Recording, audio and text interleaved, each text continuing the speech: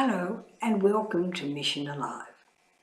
When I was a little girl, a young woman, we always travelled by public transport. We longed to travel by taxi. Sometimes when we were going away for holidays and we had heavy suitcases to carry, we'd say to my father, "Go by taxi, Dad." Dad would say, "No, we're going by the tram." So we went by the tram. He worked on the trams, of course, and knew the people on the trams. He liked to talk to them. So we'd get on the tram. So it was only on a very rare occasion that we went by taxi. So I've been thinking of my father recently because during my sister's illness and until her death, I travelled by taxi every day to go and visit her and to come back home. The nursing home she was in was very lovely, but it was out of the way. No public transport went by that road or the roads nearby. You had to get out and walk a long way. In fact, if I went by public transport, I'd have to go 1 bus, 2 train, 3 bus, and then walk. So it was much more convenient, safer and quicker to go by taxi. And I really enjoyed those taxi rides because of the taxi drivers. They were so interesting. The first one was a Buddhist, and it was Ramadan time. And I told him that I'd been in Jerusalem at Ramadan time. And so we began to talk about his religion, what Ramadan meant for him. You know, fasting from 6 in the morning till 6 in the night, all day, every day for a month is a lot to do. We have 40 days in Lent of penance, but we don't fast all day. We fast, we go without something. But we don't fast completely, but no food, no drink for 40 days. And so we talked about that.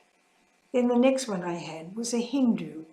He was very quiet and gentle, but he was very lovely.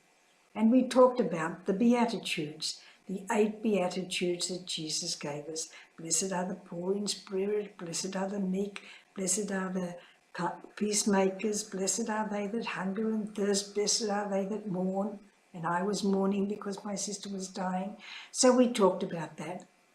And we talked about his set of beliefs in his book that fitted in with the Beatitudes. We all have these same beliefs. We're not so different. We're not so different. And then I had a Hindu, a Muslim, and a Sikh. A Sikh. I'd never really talked to a Sikh before. And I said to him, "I don't know anything about your religion. Please, would you tell me? I know you are very good and kind to people in need." They are. Often you see them on television, on the news here in Australia. Building up bags of food, people bringing in everything, fresh food and tin food, all that you could want. Toys for children, clothes, they put them all in bags and they take them round to the people affected by the floods, by people affected by the bushfires, people who have lost everything and are so grateful to receive anything that people give them. And so he told me about his way of life, because that's what religion is. It's the way we live. In the New Testament, in the Acts of the Apostles, that's the first name that was given to the followers of Jesus. They weren't Catholics. They weren't Christians.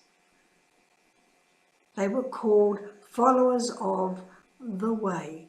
They were following the way of this man, of this new man. They weren't following the way of Moses. That was the way the Jewish people followed. But now here was this young fellow coming along and people were beginning to follow his way. So in the Acts of the Apostles, we learn of the way. So think of the way you are living, your way. Make sure it's a way that helps other people. Make sure it's a way that does good to other people. Make sure it's a way that makes you friends with other people and not enemies. We have so much in common. One God, one Father in heaven. So, the way. Follow your way. but don't hurt people who follow a different way.